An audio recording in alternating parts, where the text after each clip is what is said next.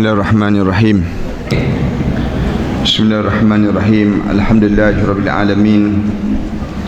Wassalatu wassalamu ala asyrafil anbiya'i wal mursalin wa ala alihi wa sahbihi ajma'in.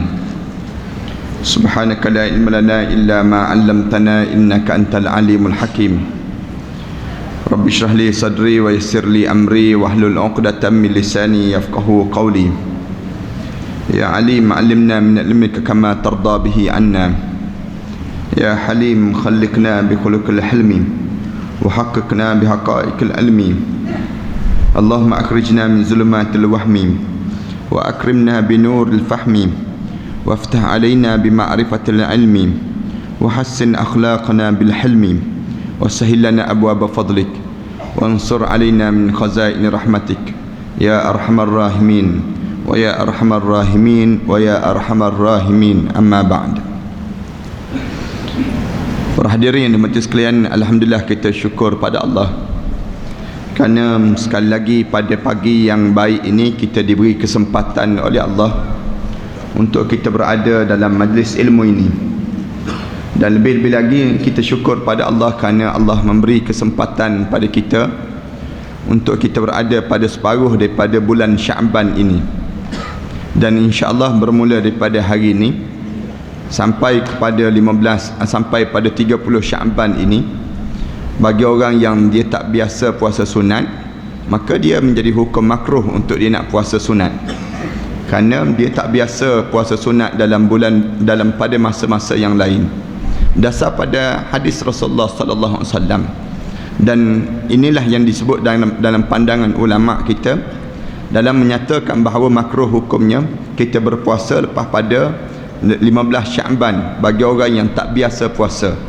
Tapi kalau dia biasa puasa sunat Isnin Khamis dan dia biasa puasa pada bulan-bulan yang lain, maka dia boleh teruskan, dia nak puasa lagi dan sebagainya.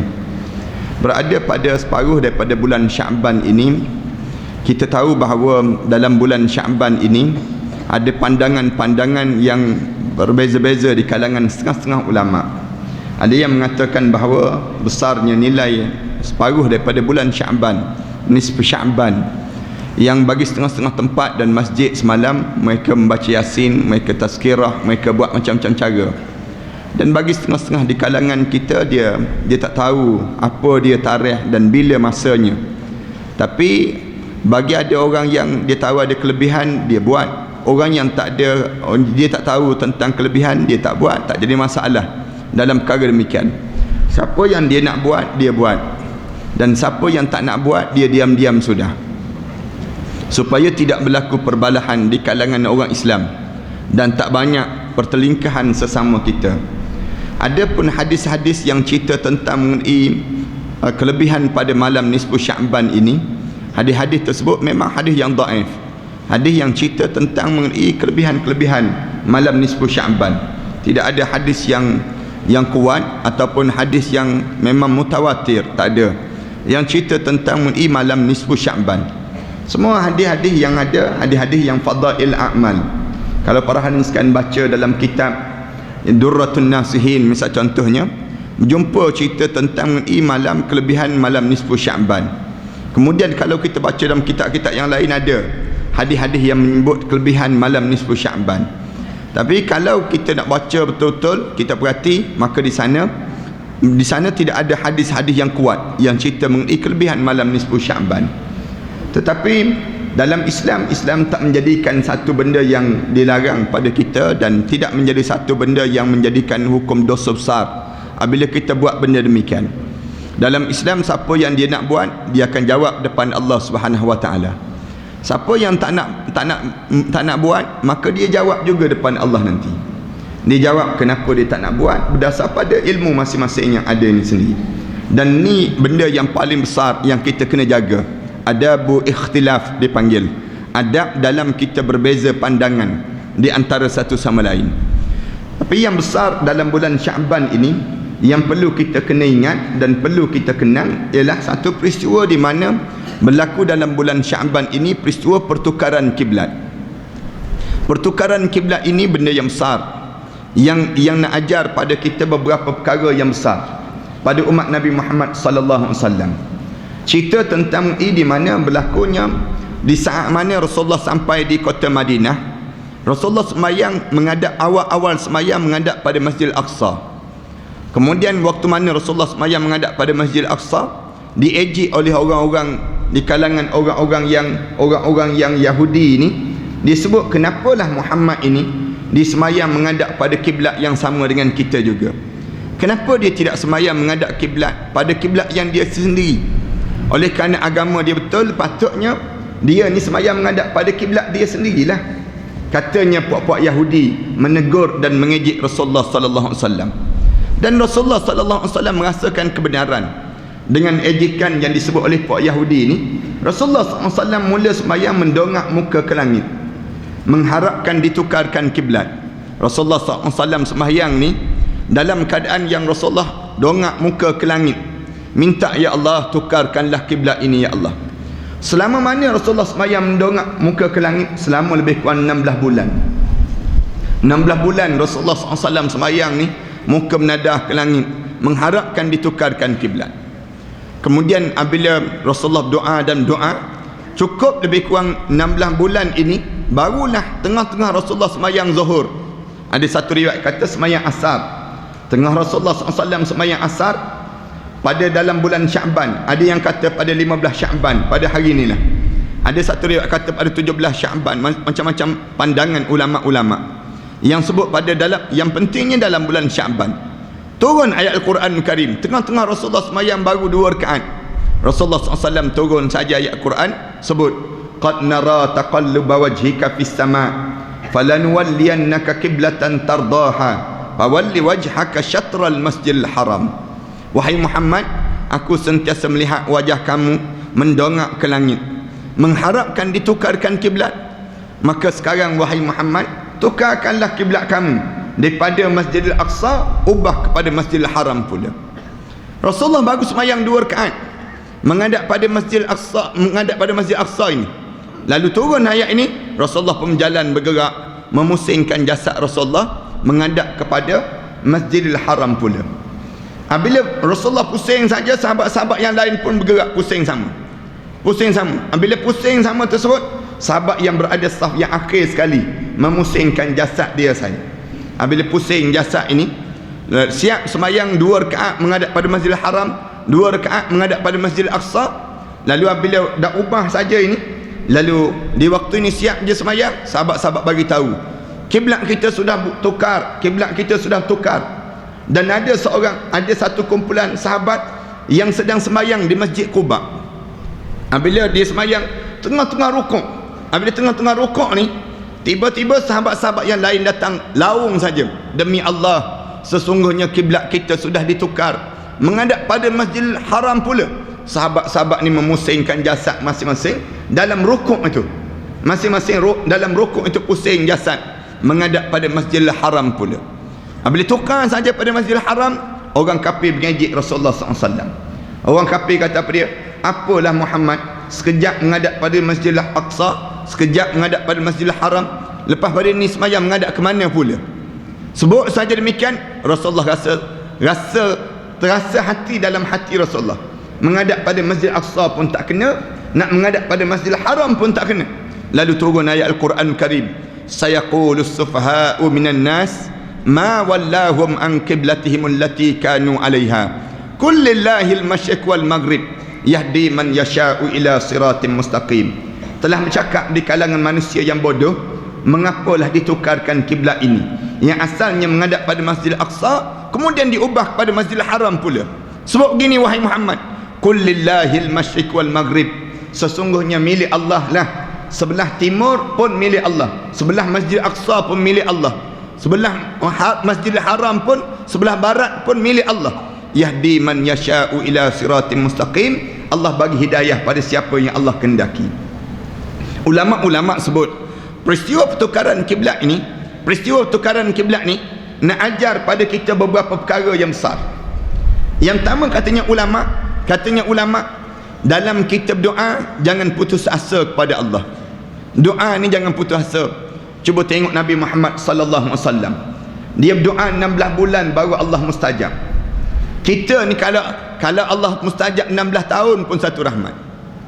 Dalam kitab doa ni jangan harap. Nikmat yang kita dapat hari ni hasil daripada mana? Doa daripada nenek kita dahulu. Doa daripada ayah kita dahulu. Arwah ayah kita dahulu, doa kita, baru kita dapat nikmat hari ni. Nikmat yang kita kecapi hari ni. Maknanya apa dia? Kadang-kadang doa dahulu pun tak dapat lagi sampai hari ni. Tapi bila kita dapat di akhirat nanti, jangan putus asa. Sebab Nabi Muhammad sallallahu alaihi wasallam doa pun sampai peringkat nak ajab 16 bulan baru Allah mustajab doa Rasulullah sallallahu alaihi wasallam. Cuma kitanya jangan putus asa dalam doa. Doa ni sentiasa, jangan kita malas dalam doa. Nadah tangan, sebab Rasulullah SAW ajar pada kita, ad-du'a mukhul ibadah. Doa ni menjadi otak kepada ibadah. Menjadi otak kepada ibadah. Doa ni Rasulullah sebut, ad-du'a silahul mu'minin. Doa ni senjata yang paling ampuh bagi orang mukmin. Rasulullah sebut, ittaqu da'watul mazlum. Jaga-jaga kamu dengan doa orang yang kena zalim. Fa innahu wa bainallahi la hijabalah. Kerana dia di antara doa orang yang kena zalim ni, dia dengan Allah tidak ada hijab langsung. Doa ni menjadi besar dalam hidup kita. Yang pertama. Yang keduanya, kita kena faham bahawa dalam hidup kita ni sendirinya, apabila Allah arahkan suatu benda, jangan bertangguh. Jangan bertangguh dalam melaksanakan perintah Allah. Perintah Allah ni diajar supaya kita buat cepat-cepat. Ambil peluang pada diri kita. Peluang apa dia? Bulan Rejab, bulan Syaban ni untuk melaksanakan perintah Allah. Jangan kita tangguh laksana perintah Allah dalam diri kita, dalam keluarga kita, dalam masyarakat kita, dalam negara kita. Tukar cepat-cepat pada diri kita ni. Dalam hidup kita ni, kita tahu diri kita ni ada kelemahan. Para hanskan boleh baca sendirilah kelemahan diri. Kerana kelemahan diri ni berbeza di antara satu sama lain. Para hanskan menung seorang-seorang, duduk seorang-seorang je, kita tengok diri kita, pandang diri kita. Bangun tahajud malam misal contoh, bangun malam-malam kita duduk menung.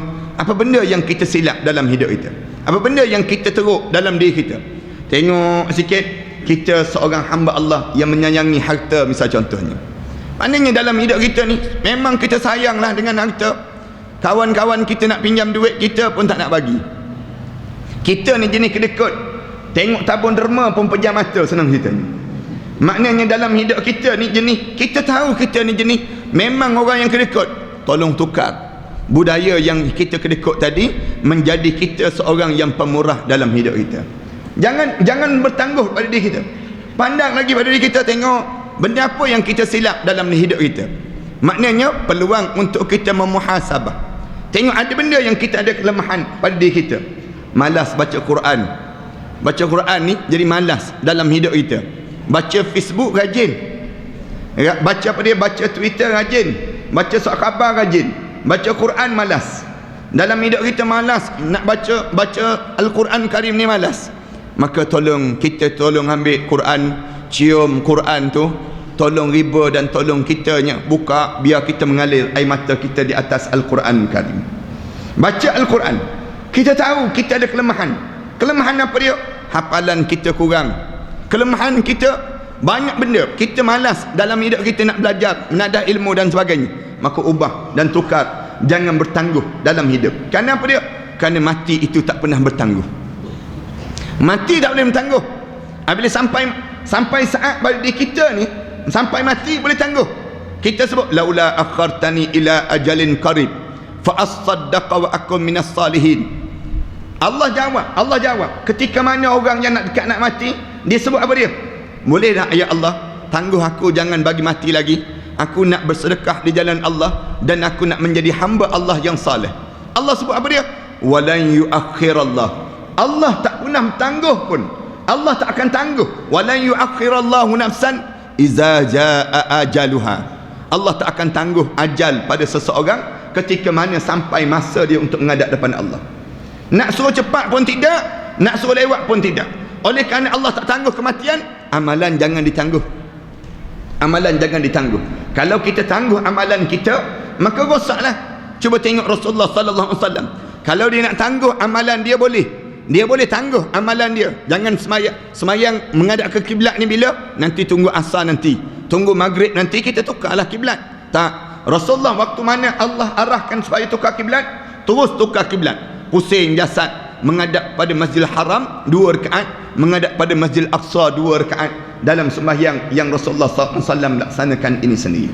Lahirlah Masjid Qiblatain, Masjid 2 kiblat. Yang kita pergi ke Madinah tu, kita berjumpa satu tempat yang disebut dengan Masjid Qiblatain, Masjid 2 kiblat. Nak sebutnya demikian. 2. Yang ketiganya, kita diajar supaya apa dia? Jangan pedulikan hidup ini dengan kata orang. Orang nak kata apa, biar dia kata.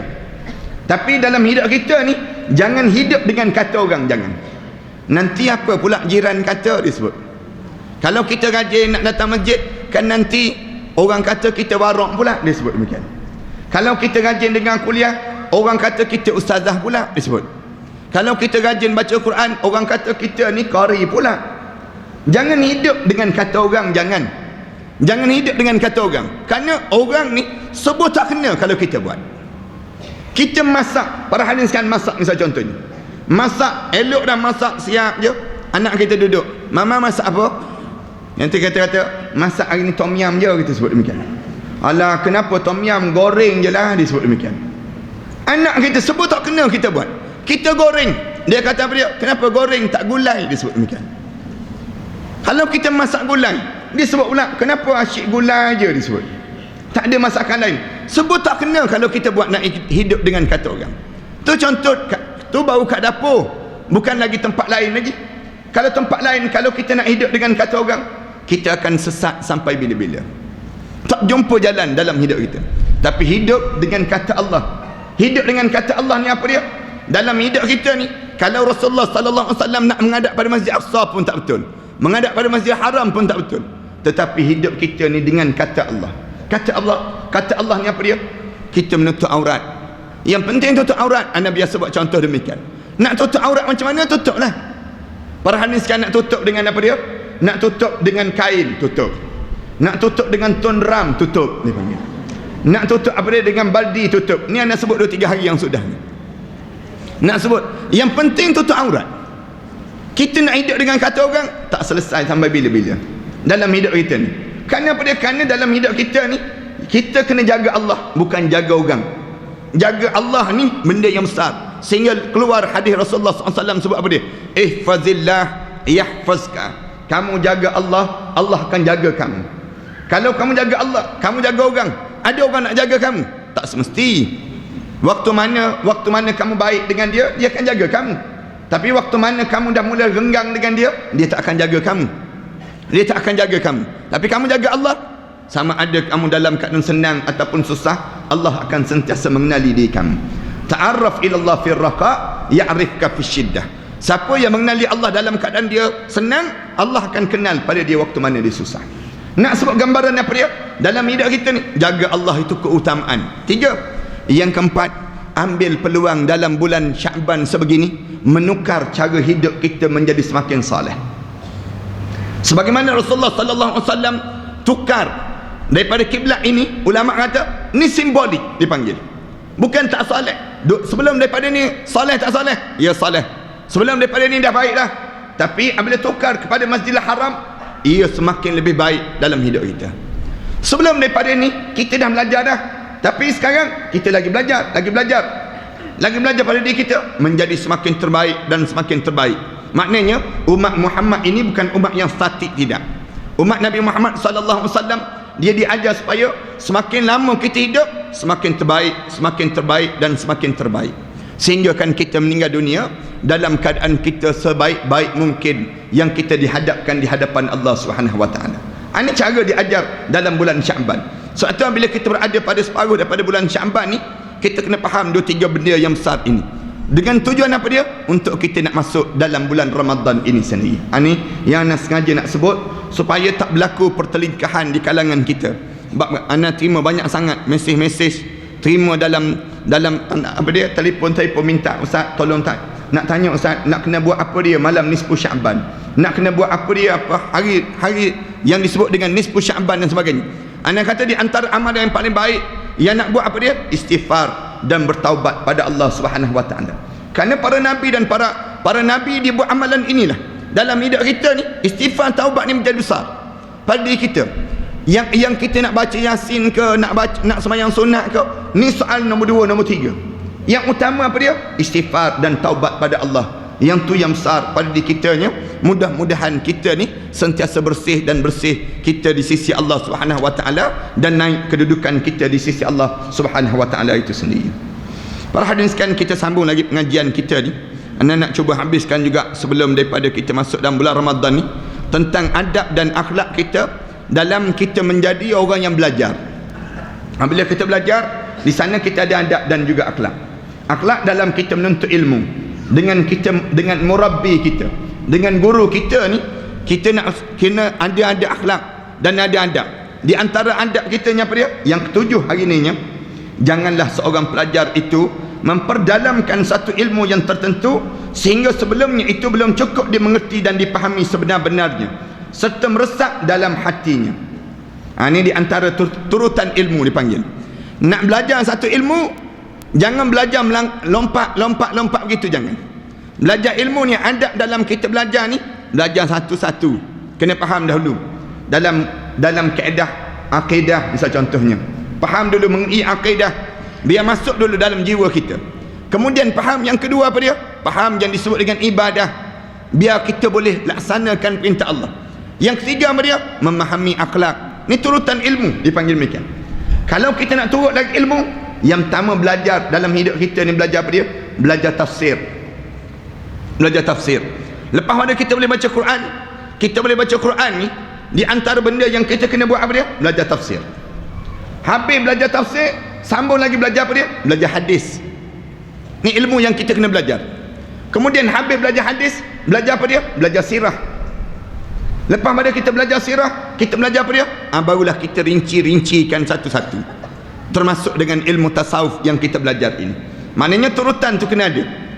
Kalau orang yang tak belajar ilmu, dalam ilmu hadis ni panjang lagi. Dalam ilmu tafsir, dia ada asbabun nuzul.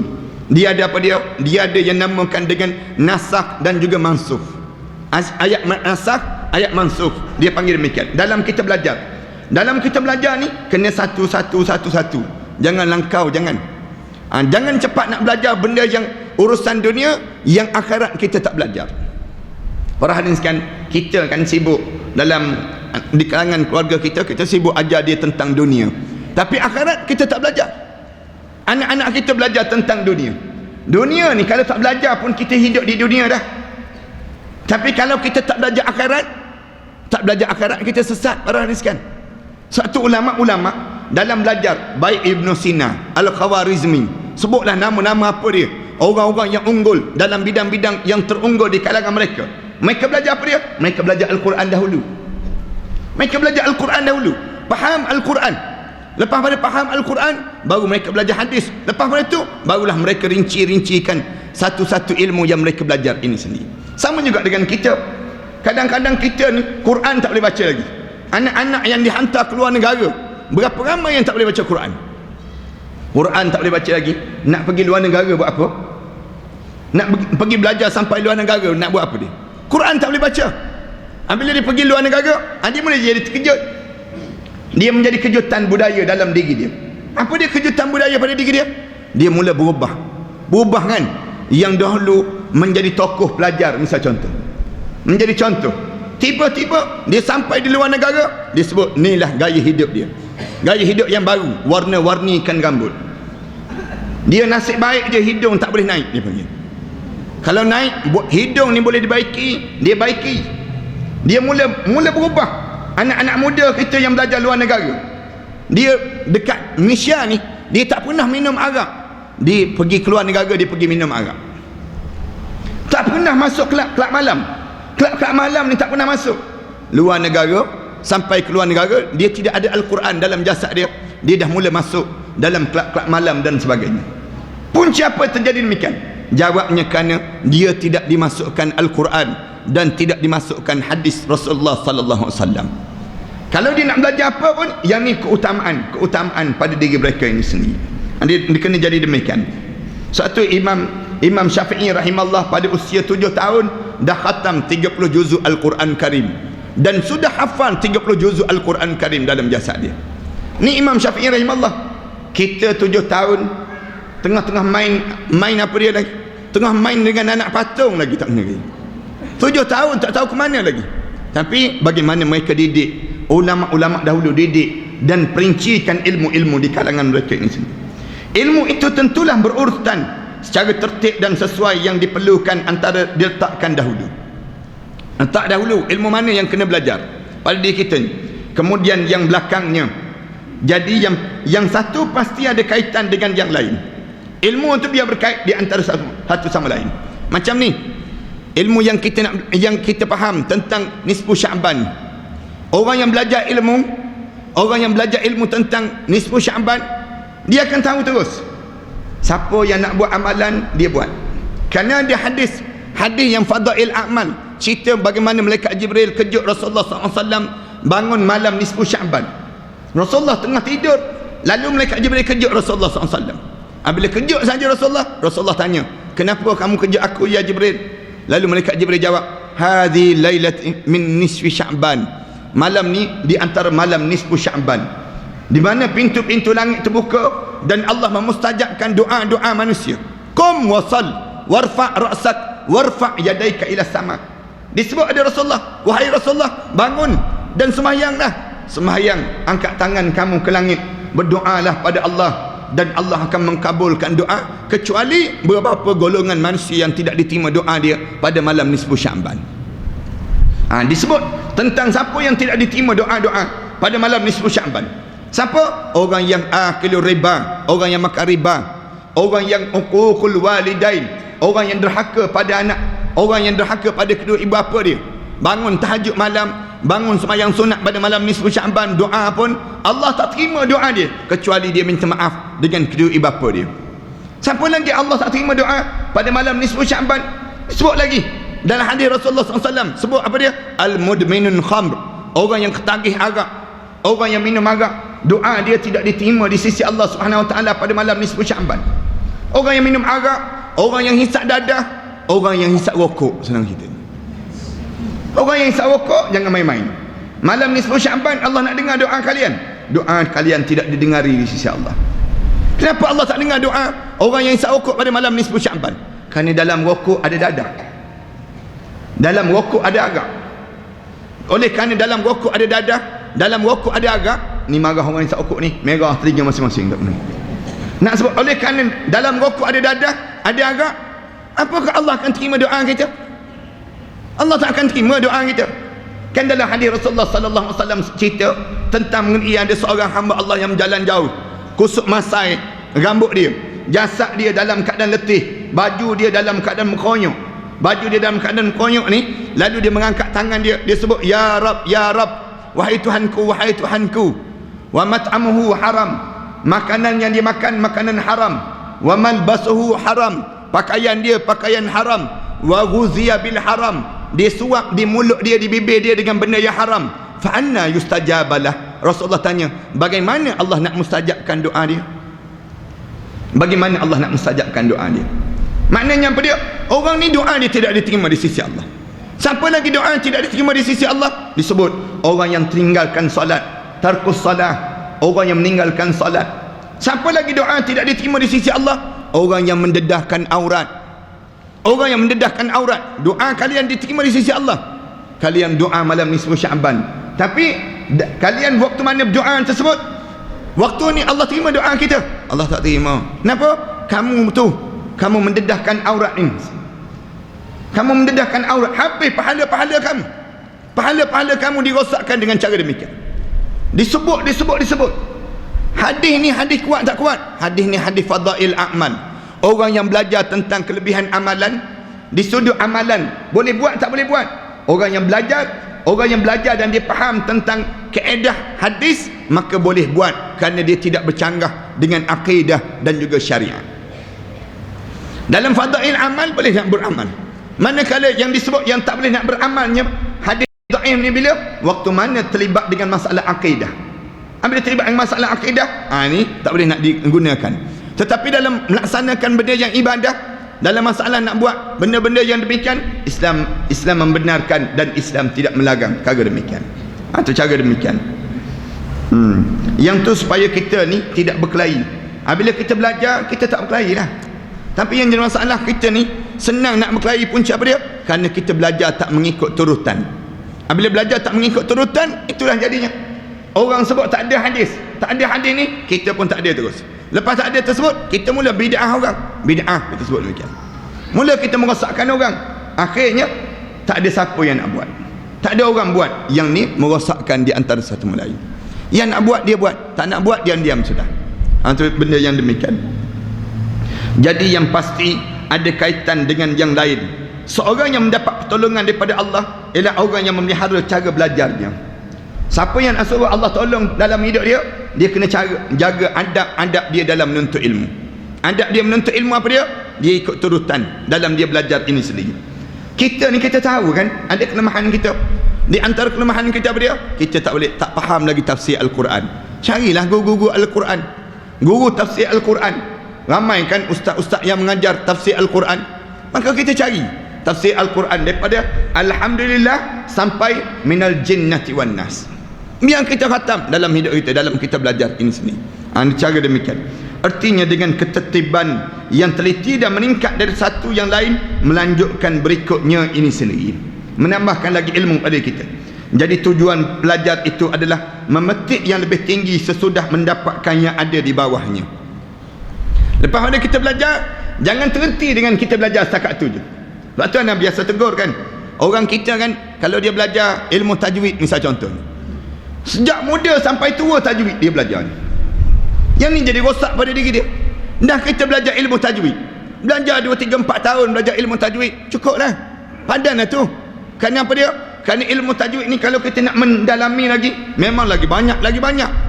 Nak belajar lagi ilmu takhasus dalam tajwid, cuma nak sebutnya, bila kita dah dapat asan 2, 3 benda tersebut, kita pun tambah meningkat sikit lagi, pergi kepada ilmu tarannum. Lepas pada ilmu tarannum, kita dah belajar tarannum, kemudian tingkatkan lagi apa dia? Ilmu tafsir, ilmu tadabbur, ilmu-ilmu yang ada ni kita tambah dan kita tambah. Ni belajar mak idgham sejak muda sampai tua, mak idgham dia ni tambah tukar-tukar dalam hidup dia ni. Yang tu yang akhirnya anak nak tegur sikit, kadang-kadang kita, anak-anak kita belajar tahfiz, dia belajar sampai syubrah, dia balik dia dilantik jadi ustaz, dia sudah jadi imam. Orang pun mula tanya dia hukum, dia boleh jawab? Dia tak jawab, dia tak boleh nak jawab. Dia belajar tentang pengajian qiraat, dia belajar qiraat. Apabila dia belajar qiraat, dia tak belajar tentang syariah, dia tak belajar tentang ilmu usuluddin. Macam mana dia dianggap dia orang yang faqih dalam agama? Mula jadi rosak. Dia belajar dalam bidang Al-Quran. Dalam bidang Al-Quran, dia tahu nak sebut lafaz macam mana, nak sebut dad macam mana, nak sebut sin macam mana, nak sebut kalimah-kalimah ni macam mana. Yang tu dia belajar. Tapi kalau kita tanya tentang hukum, dia jawab juga. Dia sesat dan dia menyesatkan orang lain. Dia sesat dan dia menyesatkan orang lain kerana dia tak belajar. Habis tak belajar, inilah yang menyebabkan akhirnya ilmu kita tidak berkembang. Satu dalam belajar ni ikut tertib. Orang yang belajar tahfiz, orang yang belajar hafiz Al-Quran, bagus, dia menghafal Al-Quran, bagus. Tapi dia kena faham terhadap apa yang terdapat dalam kandungan Al-Quran. Dan anda tegur banyak dah tahfiz.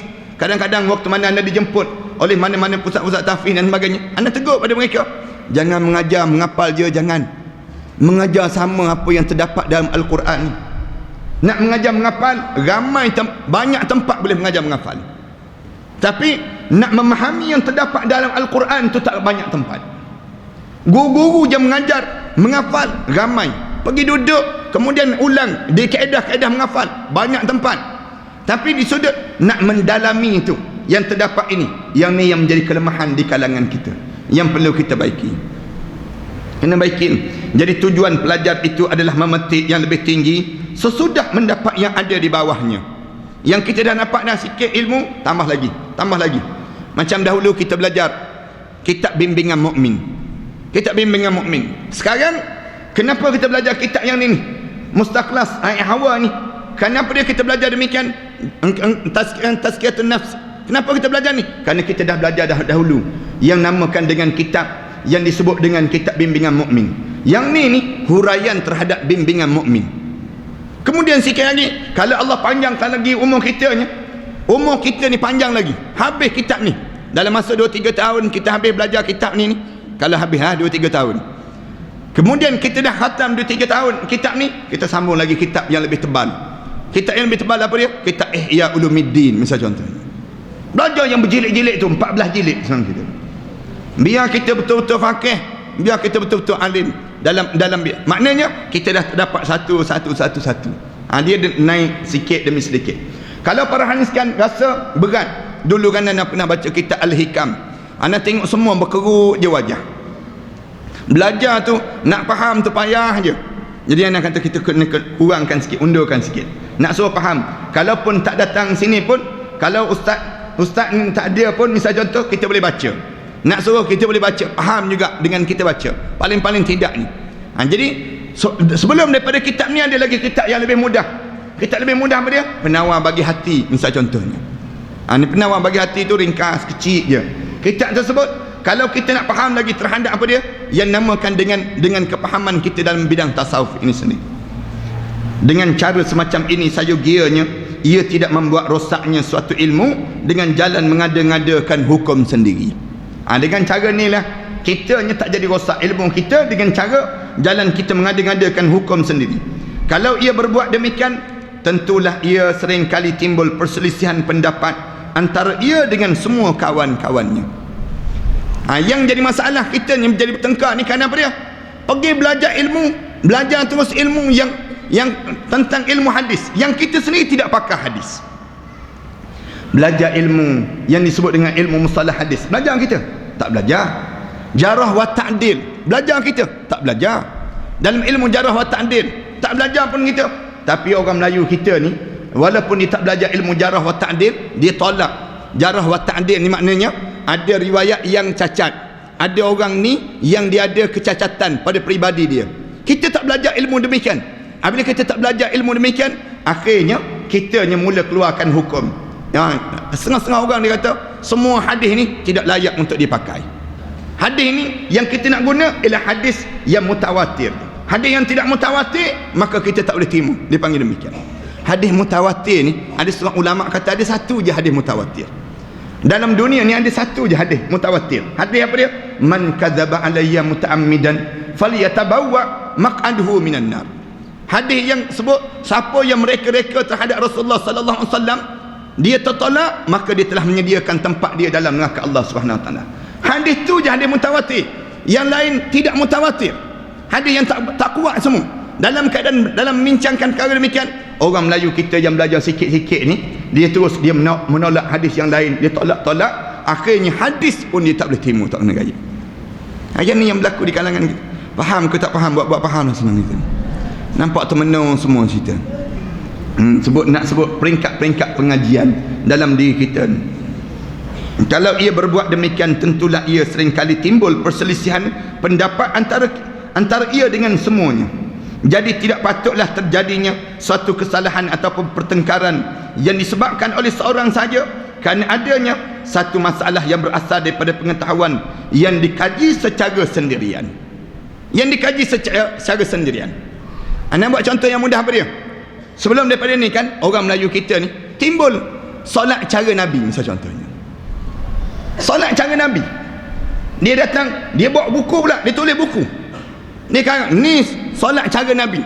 Cara Imam Syafi'i tak betul, Imam Hanafi tak betul, imam yang lain tak betul. Akhirnya merosakkan di kalangan kita. Ada dulu kitab yang diharamkan oleh Jakim haramkan. Satu kitab ajar macam mana dalam sembahyang boleh nak angkat telefon. Ada buku tu. Kemudian kalau bunyi telefon, kita boleh pergi berjalan sikit 2-3 langkah, ambil telefon, angkat telefon. Kemudian macam-macam gaya. Kalau anak-anak menangis, kita boleh tepuk-tepuk dulu anak ni semua. Ni semua ni menjadi kekarutan kerana buat kajian seorang-seorang lah tu. Dia buat kajian seorang-seorang ni, dia jadi rosak di kalangan kita. Tu kena jadi demikian. Kita pun dengar benda-benda yang macam tu, kita pun jadi rasa kagum terus. Sehingga kan merosakkan tak. Sehingga kan ada setengah dia kata tak perlu kita bermazhab. Dalam hidup kita ni tak perlu bermazhab. Kita ni perlu ikut apa dia? Cara Nabi je disebut. Mazhab ni tak perlu. Ni dah jadi rosak dia. Dia mula jadi rosak sedikit demi sedikit pada diri dia. Dia panggil demikian. Padahal ilmu kita setakat mana? Ilmu stoik je, syoik je ilmu yang ada, bukan stoik secoik. Nak sebutnya sikit je ilmu yang ada. Kamu tu ilmu sikit sangat je, tapi kamu nak tarjih, kamu nak tanafikan orang, nak tolak orang tu, nak tolak Imam Syafi'i, nak tolak Imam Hanafi. Setakat mana ilmu yang kamu ada? Kerana apa dia? Kita tidak menuruti kaedah menuntut ilmu dipanggil. Turut dulu dalam kaedah menuntut ilmu. Demikian pula jangan sampai timbul ketidakcocokan dengan kawan-kawannya, tidak sama pandangan dengan sahabat-sahabat, dan hanya disebabkan ilmunya yang diketahui sendiri tadi dan terus diamalkan seorang-seorang. Yang ni yang berlaku perbalahan di kalangan kita ni. Punca apa dia? Puncanya belajar tak habis dipanggil. Ilmu tak masak. Bila ilmu tak masak, itulah jadinya pada masing-masing ni. Sebab kawan-kawan akan melihat dengan mata tercengang seakan ia melakukan amalan yang tidak benar. Marilah kita semua melihat para jemaah, yakni kaum muslimin yang pandai-pandai, mereka meninggalkan pendapat yang didapatkan oleh akal dan cendikawan mereka, sekalipun mereka mengerti bahawa itu adalah ia yang benar. Ini disebabkan apabila memang betul apa yang mereka jadikan pendapat dan perlu diamal, tentu ada asal daripada nas Al-Quran dan hadis, dan semua yang mengetahui isi dan kandungan kedua warisan pokok itu tentu juga akan berpendapat seperti ia sendiri. Perhatikanlah pula sekelompok ahli kedoktoran, mereka akan mengatakan salah pada pendapat mereka yang semula, sebab mereka telah mengetahui yang benar sekalipun hanya daripada seorang doktor. Jadi demikian. Kita ni kadang-kadang di kalangan kita kan, bila kita ni dah mula dah rasa cerdik, akhir kita nafikan orang lain, tolak orang lain. Kita belajar dengan seorang ustaz je, belajar dengan seorang ustaz je, kita nafi dah ustaz-ustaz yang lain. Ni jadi rosak juga pada diri kita. Belajar biar banyak sikit, biar ramai sikit. Dan Nana sentiasa pesan pada para ni sekalian, jangan belajar dengan Nana seorang, jangan. Belajar lagi dengan ustaz-ustaz yang lain. Tumpang sama dengan alim ulama yang lain. Kerana dengan itu kita boleh buat perimbangan dalam ilmu, dalam timbangan dalam ilmu, dan kita tidak menjadi kerosakan dalam pegangan pada diri kita ini sendiri. Macam doktor lah. Doktor ni kadang-kadang ada pandangan yang baru, dia tolak pandangan yang lama yang dia sebut tu. Demikian juga dalam Islam. Dalam Islam ni apabila datang istihad yang baru, istihad yang boleh diistihadkan dalam syarak, maka kita menafikan istihad yang lama ini sendiri. Dulu kan ulama-ulama istihad, tengok TV ni haram. Mula-mula dulu kan, mula-mula keluar TV, ulama kata haram. Ni panggung wayang masuk dalam rumah ni sebut. Tengok panggung wayang pun jadi haram dulu. Sampai orang nak pergi tengok panggung wayang tu, nak pergi panggung wayang tu, yang perempuan tu angkat kasut tumit tinggi kan, berjalan jongkit-jongkit, nak pergi tengok wayang tu, takut mak ayah tahu. Zaman-zaman dulu. Tapi sekarang siapa yang nak kata haram lagi tengok TV? Siapa? Rumah ulama mana yang kata tak ada TV? Kadang-kadang rumah ulama ada 3 TV tak pernah lagi. Nak sebut gambaran apa dia? Mula-mula istihad ni istihad. Kenapa? Bimbang rosak. Tapi oleh kerana benda yang menjadi umum balwa, oleh kerana dia masuk dalam masyarakat, maka di waktu tersebut telah menghilangkan istihad yang pertama, datang istihad yang kedua. Ada dalam masyarakat dia panggil demikian. Allahu Akbar. Tu kena jaga-jaga pada diri kita. Ini disebabkan apabila memang betul apa yang dijadikan, kita berarti segolongan ahli perbintangan juga meyakinkan kebenaran suatu yang berhubungan dengan bintang, sebab mereka berfikir sedalam-dalamnya bahawa yang dikemukakan oleh ahli bintang, sekalipun hanya seorang, itu memang benar dan masuk akal. Ringkasnya ialah bahawa semua itu memang ada salahnya. Maka daripada itu sebaik-baiknya kita mengetahui suatu itu dalam hatinya sendiri. Tidak ada seorang pun di dunia ini yang dapat meliputi ilmunya sehingga dapat memahami segala macam ilmu. Itu sebabnya Sayyidina Ali karamallahu wajhah berkata, la ta'rifil haqqa birrijal, i'rifil haqqa ta'rif ahlah. Jangan kamu mengenal kebenaran dengan orangnya. Jangan. Kebenaran ini bukan datang daripada orang, tapi kebenaran itu kamu kena tahu daripada orang-orang, yakni ahli-ahli dalam bidang kebenaran itu sendiri. Jangan tengok pada orang tentang agama ni, jangan. Tapi kamu tengok pada apa dia? Tengok pada ilmu dalam agama ini sendiri. Tugas yang ke-8 ni minggu depan lah, insya-Allah kita sambung. Insya-Allah. Nampak penat tu mikir tu. Dah berhenti sekat ni lah, insya-Allah. Sallallahu alaihi sayyidina Muhammad wa ala alihi wa sahbihi wasallam walhamdulillahirabbil alamin.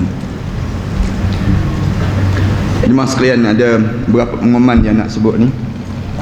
Yang pertamanya nak sebut yang ni pasal pamphlet pembangunan komplek Darut Tibun Nabawi ni. Dan anak hari ni insya-Allah ada pamphlet ni, dan ana minta supaya jemaah-jemaah pakak-pakak ambil nanti, dan pakak-pakak edar di kalangan kita ni, edar di kalangan kita ni, kerana anaknya sebagaimana yang disebut sebelum daripada ni, nak beli satu bangunan di Seksyen 8 untuk nak buat 3 benda pada satu bangunan ini. Yang pertama nak buat kelas tahfiz, sekolah agama tahfiz insya-Allah mulai pada tahun depan.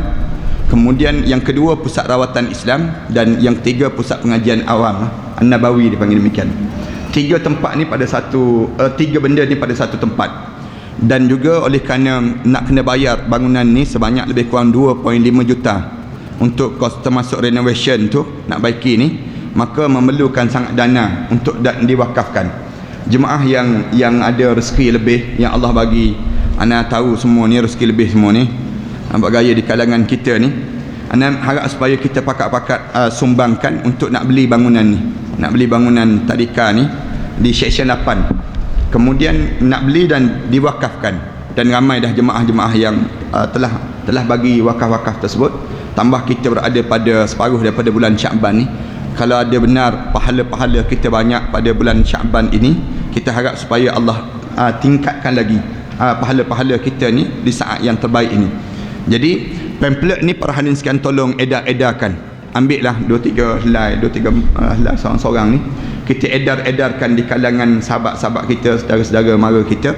Dan nak sangat dana ni sebanyak lebih kurang 2.5 juta ni, sebanyak ni dengan tujuan nak untuk siapkan. Tu yang anda sebut banyak kali tu, kalau kita pakak-pakak bagi 1 juta seorang, selesai masalah ni. Kalau 1 juta seorang, tambah-tambah orang Shah Alam ni pula, rumah pula 2 juta 3 juta seorang kan. Rumah yang mahal-mahal tu takkanlah tak boleh bagi sikit. Kalau tak boleh bagi sikit, bagi banyak-banyak lah sikit. Jadi pakak-pakak kita ni, lepas pada ni kita para hadis sekalian tolong dapatkan pamphlet ni kat depan kita ni, insya-Allah. Yang pamphlet ni nanti masing-masing tolong agih-agihkanlah insya-Allah. Dan ada dah yang bagi pun, yang bagi pada kita ni. Kemudian yang keduanya ni doa dalam solat sebelum memberi salam yang disebarkan oleh jemaah kita ni. Doa ni cantik. Lepas pada fil alamin innaka hamidum majid tu, kita baca doa ni, Allahumma inni a'udzubika min azabi jahannam. Ya Allah, jauhkanlah aku daripada azab neraka Jahannam. Wa a'udzubika min azabil qabri. Ya Allah, jauhkanlah aku daripada azab kubur. Ya Allah, azab kubur. Kemudian wa a'udzubika min fitnatil mahya wal mamat. Ya Allah, jauhkanlah aku daripada fitnah waktu mana aku hidup dan juga waktu aku mati nanti. Maksudnya ujian. Waktu mana hidup ni ya Allah, banyaknya ujian. Ya Allah, tolonglah jauhkan aku ya Allah. Wa a'udzubika min syarril masihid dajjal. Ya Allah, jauhkanlah aku daripada, maknanya matikanlah aku sebelum datangnya Masih wa Dajjal, Nabi Isa alaihissalam, dan juga Dajjal laknatullah yang hujung nanti. Allahumma inni a'udzubika minal ma'si wal maghram. Ya Allah, jauhkanlah aku daripada, aku lindung daripada, mohon pada kamu ya Allah, daripada segala dosa-dosa dan juga hutang-hutang yang membelit pada diri aku ni sendiri ya Allah. Ini doa ni tak berapa banyak ni yang ada ni, dah disebarkan. Jadi jemaah yang dah disebarkan ada, yang belum lagi ni ada.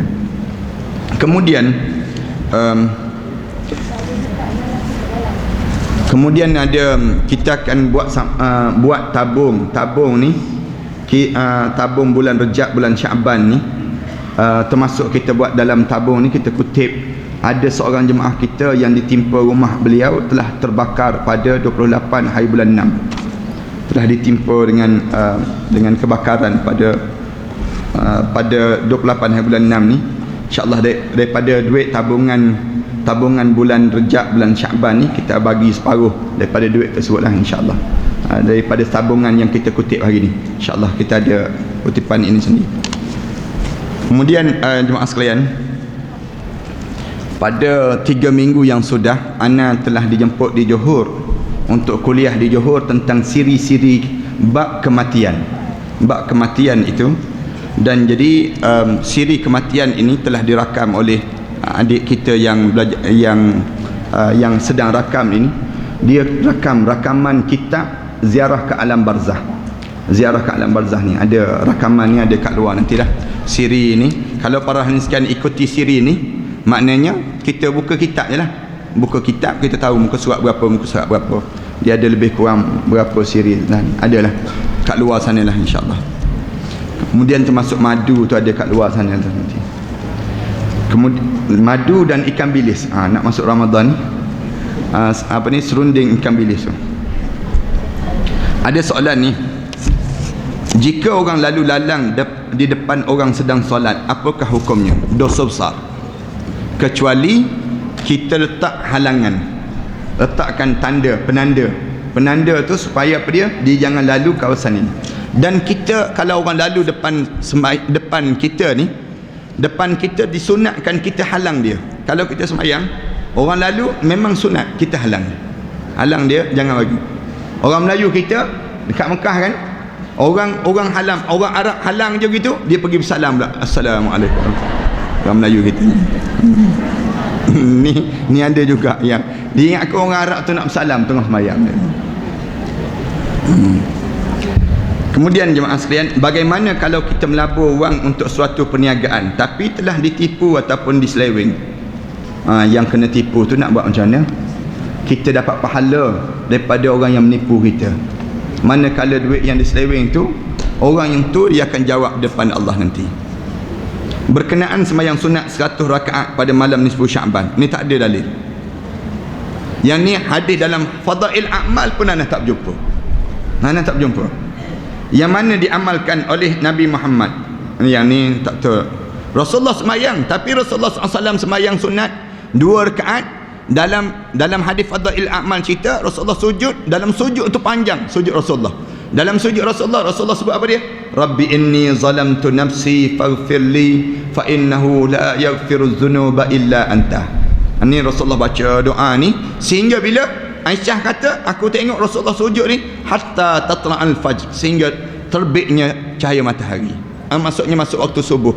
Masuk waktu subuh barulah Rasulullah angkat kepala Rasulullah SAW. Bagaimana kalau kita buat seberapa mampu yang dapat? Buatlah sembahyang sunat, buat berapa mampu sudah. Yang tak mampu tu baring je, senang saja. Baring je, jangan bangun-bangun.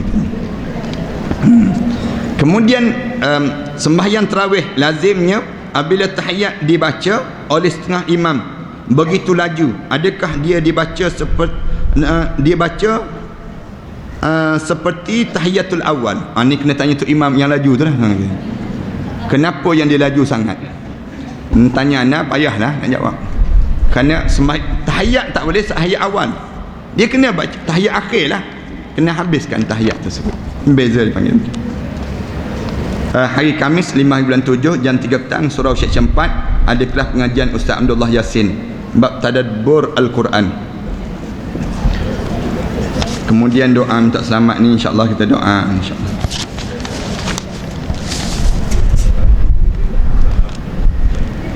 InsyaAllah doa ni.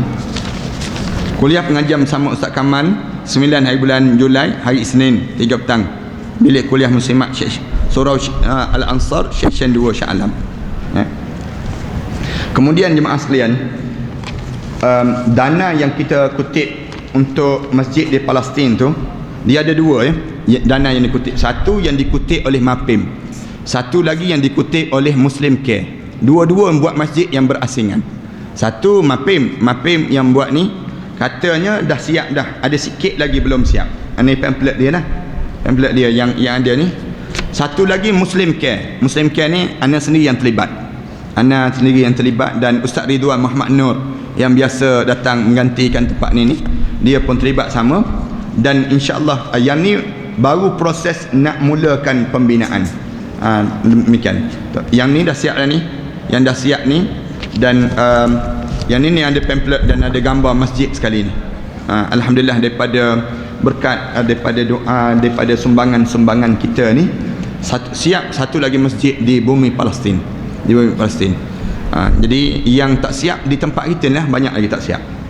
Jadi siapa yang nak buat derma lagi, buat derma untuk siapkan masjid tempat kita. Ni nak beli bangunan ni kena siap juga ni. Nak kena siap juga. Nak beli bangunan ni nak kena siap lagi ni. Jadi pakat-pakat ambil lepas pada ni insya-Allah. Nak kena siap bangunan ni sendiri insya-Allah.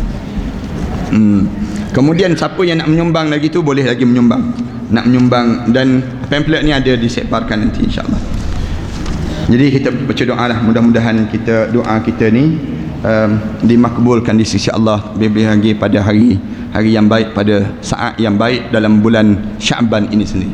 Bismillahirrahmanirrahim. Alhamdulillahirabbil alamin, wassalatu wassalamu ala asyrafil anbiya'i wal mursalin wa ala alihi wa sahbihi ajma'in. Allahumma ighfir dzunubana wa liwalidina warhamhuma kama rabbayna shaghira wal jami'il muslimin wal muslimat wal mu'minina wal mu'minat al ahya'i minhum wal amwat. Allahumma shfi mardana wa mardal muslimin khususan ila Muhammad Dani Darwis bin Muhammad Saiful Asri. Allahumma shfi mardah, Allahumma shfi mardah, Allahumma shfi mardah Hajjah Alimah binti Wahab. Allahumma shfi mardah, Allahumma yassir auladana fi imtihanihim khususan ila Syahira binti Sa'dun. Allahumma yassir laha fi imtihanihim. Allahumma yassir, Allahumma shfi mardah, Allahumma shfi mardah Qayyim Wafiq, Allahumma shfi mardah Qayyim Wafiq Muhammad Jumain. Allahumma shfi mardah, Allahumma syafi anta syafi la yughadiru saqama. Rabbana alayka tawakkalna wa ilayka anabna wa ilaykal masir.